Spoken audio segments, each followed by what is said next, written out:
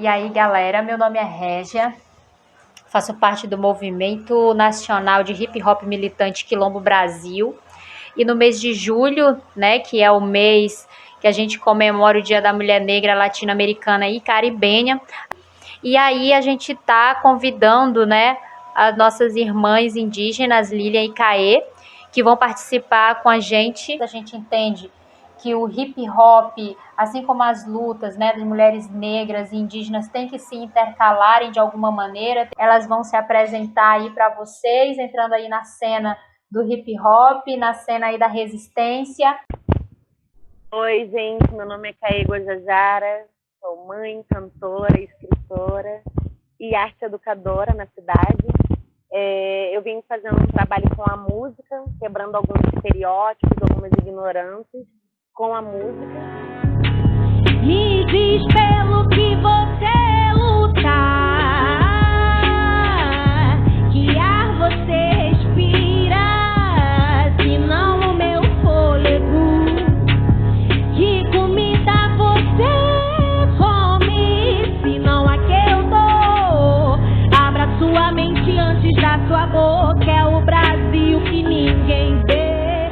E agora eu vejo que as necessidades têm se transformado em outras, né?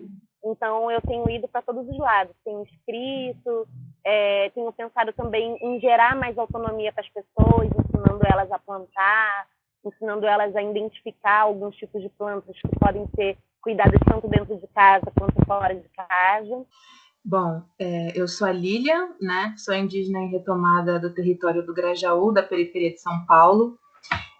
Estou no movimento hip hop desde 2014, assim inserida enquanto manifestante do movimento hip hop, né? Sou MC, sou compositora, sou cantora. Levanta na caneta, me atravessa, me refaço do avesso em cada passo do meu verso. Sigo avante mesmo errante, rima salvo o equilíbrio consciente, porque traz conhecimento. Onde tudo começou no interior, meu interior tem voz, deixa fluir. Me formei recentemente em psicologia também. E eu faço parte de um coletivo, né? Eu sou co-criadora de um projeto que se chama Projeto O Não Lugar, que é um projeto que tem o objetivo justamente de conectar as narrativas indígenas dos parentes em retomada, né? E da gente desconstruir e construir algo muito mais bonito e mais interessante no lugar desse não lugar que nos colocaram, né? Através de todas essas violências coloniais que a gente tem vivido. E tenho explorado também mais as minhas expressões, as minhas possibilidades de fazer arte também. E me identifico muito com a ideia do artivismo, né? Que eu acho que é um pouco do que a Caê trouxe também. E é isso. Eu não tinha falado, né? A minha conexão com o hip hop, ela se deu dentro da Maré, né? Do complexo de favelas da Maré, em que eu vivendo ali e convivendo, né, com outras crianças, ou que estavam na mesma realidade que eu, ou crianças pretas, angolanas também. Então, a gente, nessa trocando demais ali dentro da Maré, eu vi no hip hop, e dentro dele eu vi uma alternativa de luta, né? Muitas pessoas, desde já há muito tempo, usam a música, independente de qual ela seja, mas o rap e o hip hop tem mais esse cunho, né? E ali eu fui aprendendo muito, trocando muito e vendo essas alternativas, né? E aí foi aí também que eu comecei a colocar a minha luta dentro da música, né? E a música foi essa, né? Que vocês escutam, que muita gente fala que é rap, mas eu sempre falo que não.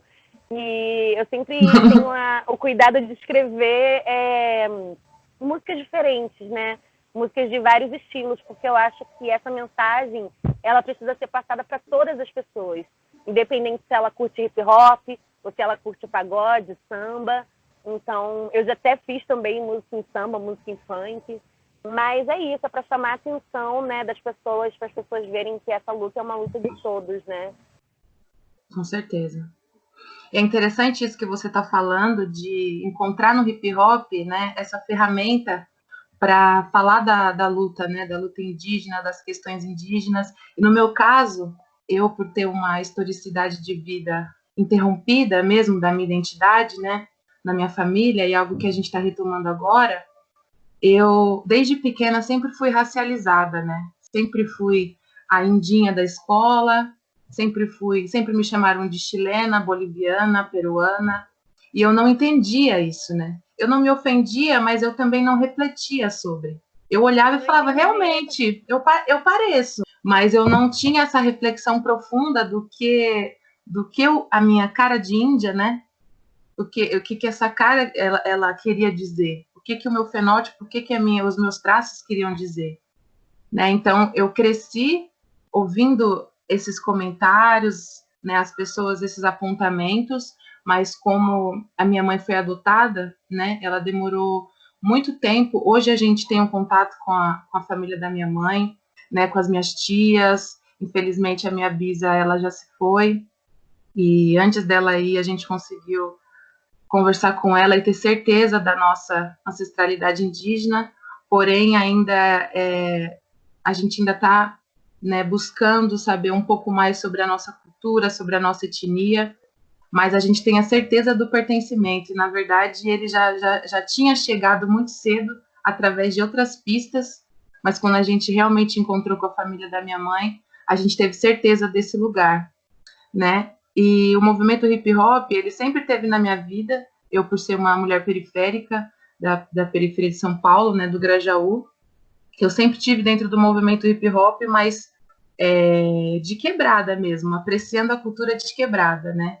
E aí em 2014 que eu comecei a realmente, sempre gostei de cantar, e descobri que o rap, assim, era o lugar onde eu me sentia à vontade para compor, para construir, dentro do que eu queria falar, como eu queria falar, né, dentro da minha linguagem.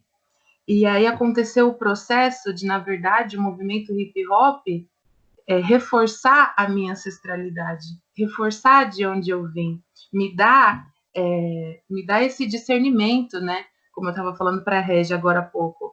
O hip hop, ele tem essa força de falar da nossa ancestralidade, de falar de uma ancestralidade preta, falar de um discurso de resistência, e isso tem tudo a ver com as questões indígenas, com a história do povo indígena aqui no nosso território.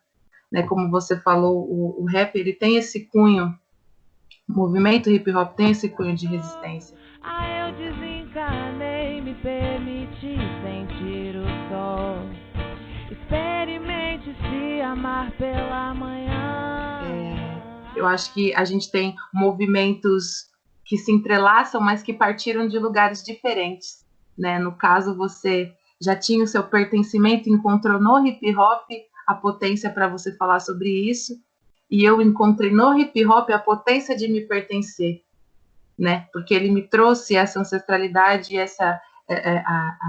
a ideia mesmo de que eu poderia ir atrás disso, que eu tenho direito de ir atrás disso. Quem me trouxe essa luz foi o movimento hip hop, né?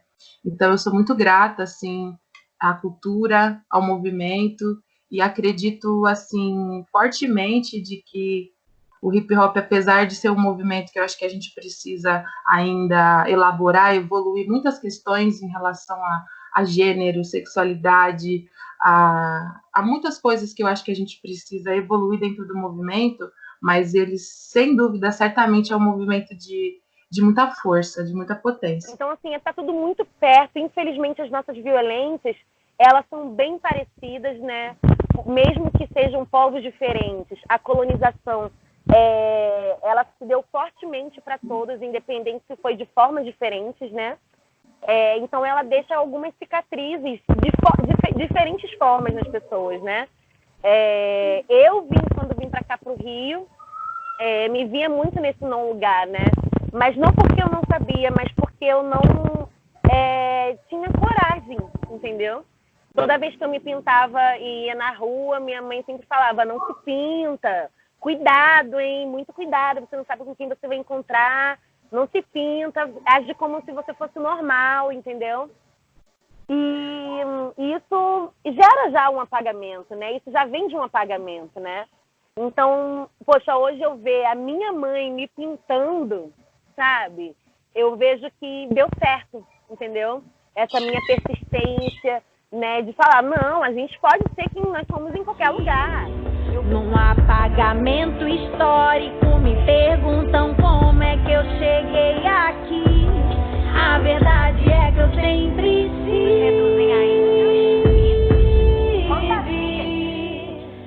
Muito, muito emocionante, né? E assim, aquece o coração escutar o seu depoimento, a sua união, porque essa união, né, entre os parentes, não só os que já têm o pertencimento, né, que tem a sua família, tem o seu território, mas a gente também que está buscando isso, porque, como eu sempre falo, não é uma displicência, não foi uma displicência de você não querer se pertencer, né, de você não saber a sua origem, não saber o seu povo.